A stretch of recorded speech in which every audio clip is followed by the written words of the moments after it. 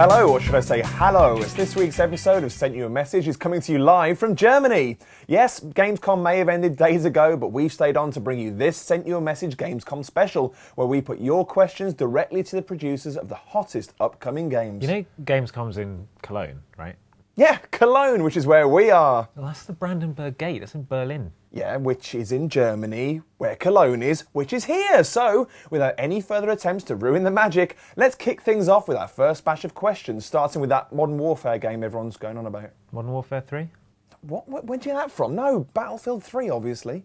Okay, so first up, Laz Vague Oz wants to know how the jet combat works in Battlefield 3. Well, the jets is a new feature that we're bringing back, especially since Battlefield 3 is the successor to Battlefield 2, and jets were a very prominent feature there, I would say.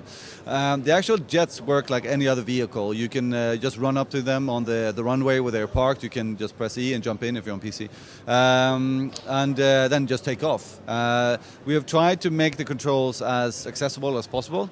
At the same time, it's one of the more complicated vehicles together with the helicopter, so it should be quite easy to get the hang of, but if you want to master it, you have to do it, play it for quite some time. Well, that kind of leads into the next question from Andrew Hammer, who asked if there's a kind of flight training mode so you can practice without being yelled at by your teammates for being rubbish. Well, no, there isn't.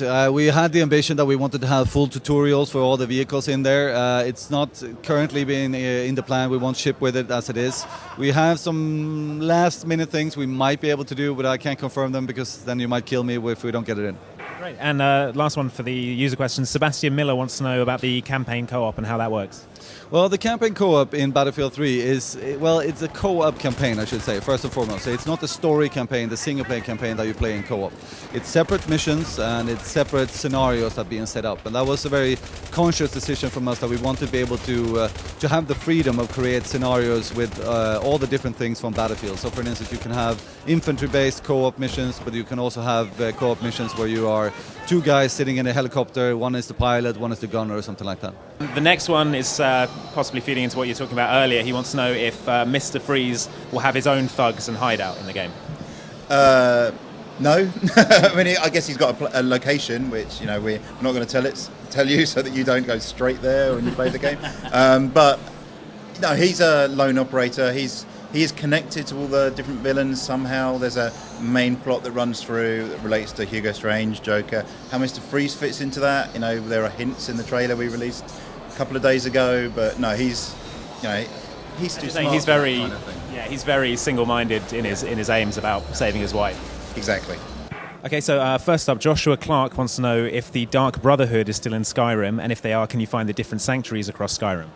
So the Dark Brotherhood are definitely making a return in Skyrim. That was very popular in Oblivion.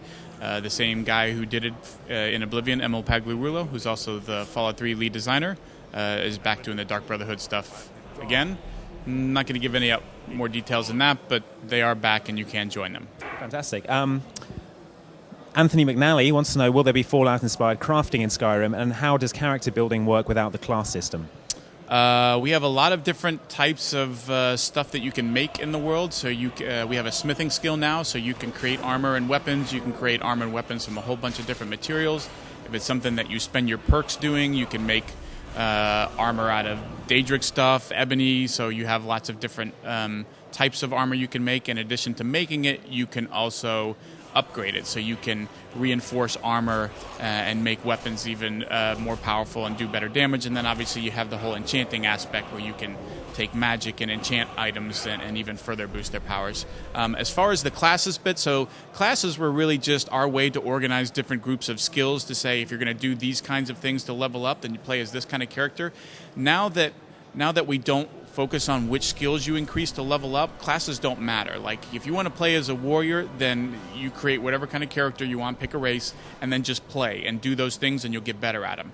If 5 hours later you change your mind and decide you want to play a thief, well, then just start doing thief stuff, and now you're a thief and you're doing thief stuff and wearing thief outfits and you'll still level up. So we no longer require you to pick certain skills are only going to allow me to level up. All of your skills will now allow you to level up, and class really doesn't matter. You are what you play.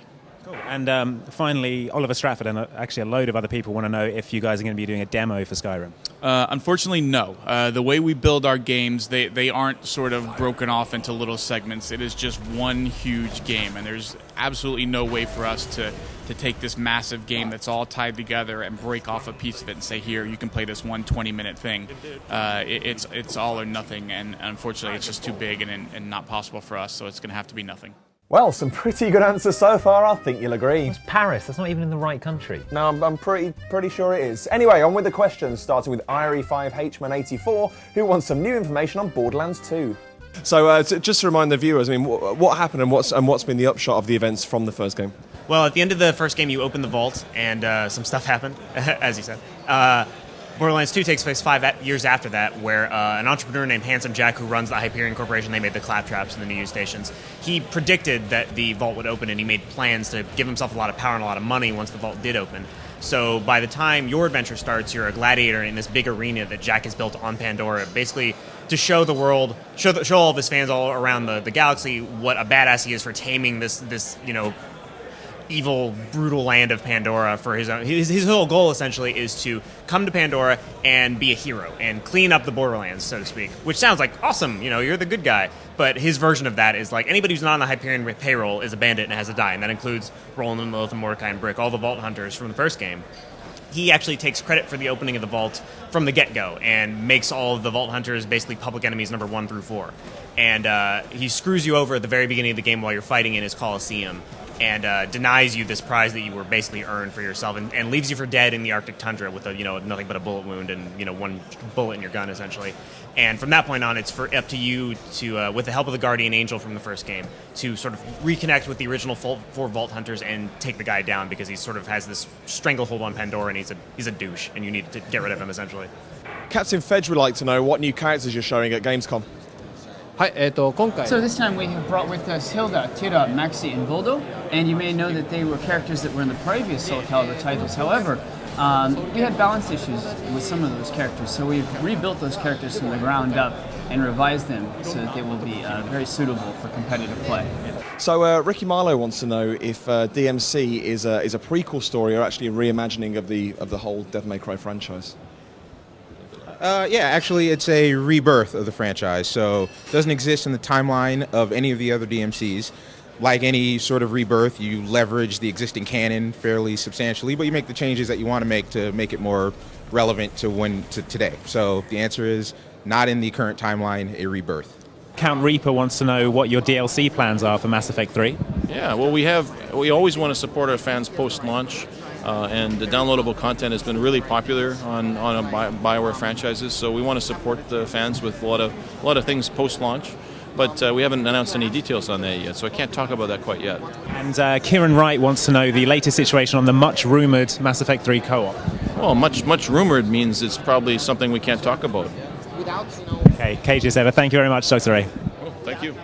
Dr. Ray Musica there, winning the most non-committal answers award for the 3rd year running. We'll find out eventually, you crafty doctor. Is that space? Are we in space now? Yeah, I figured no one was really buying it, so I thought I'd have a bit of fun with it. Plus, Mass Effect, space. Sure, why not? So on with the final batch of questions. First up, Rave Killer wants to know more about Call of Duty Elite. We really realize there are like 3 types of players. There are guys that are just getting started, there are people that play socially, and there are people that play competitively. And so we had to speak to all 3. There's an improved section, which is like getting started in multiplayer, but even advanced tactics, like where are the spawn points on this map. And then there's how do I meet people, how do I join a group, how do I join a clan, let me watch some awesome video. And then at the pinnacle, you've got, how do I compete for a Call of Duty Jeep. For Modern Warfare 3, we're doing also clan competitions, and then we're going to do some really interesting operations, like sniper rifles versus pistols, and that's my favorite example. And, just we're really going to just try and have a lot of fun with competition, As you level up your clan, and you'll level it up by, doing in-game challenges and competing in operations, you're going to unlock stuff for everyone in the clan. So their title cards, their emblems, weapon camos, and at the pinnacle, double XP for every member of your clan, is one of the things you get to unlock. So that's going to be really cool.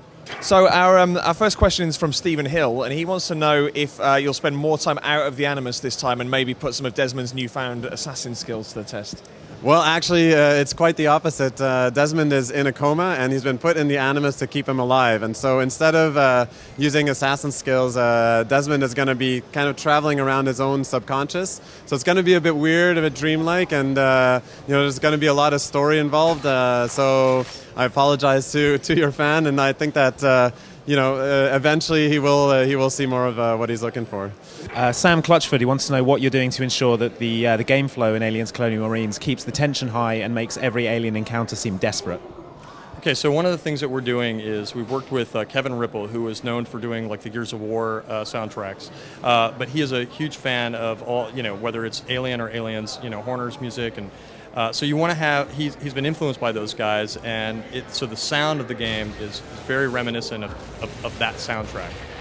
You also have moments where when it's really quiet, you have that sort of like, what you would expect there. When the guys are on the run, you've got to have that very military sort of sound as you're kind of like running around. So, it's going to have all the stuff that you would sort of expect from those high moments and those low moments and the action moments and the quiet moments. And Tim Tropolis wants to know if we'll see some unseen alien types in the game. Oh yeah, we're going to definitely expand on the Hive. In the demo, you get to see something we call the Crusher. And the Crusher, for example, is really hard to shoot from the front. But if you can make your way around him, then you can shoot, whether it's with a team or shoot him from the rear, and it's much easier to kill him.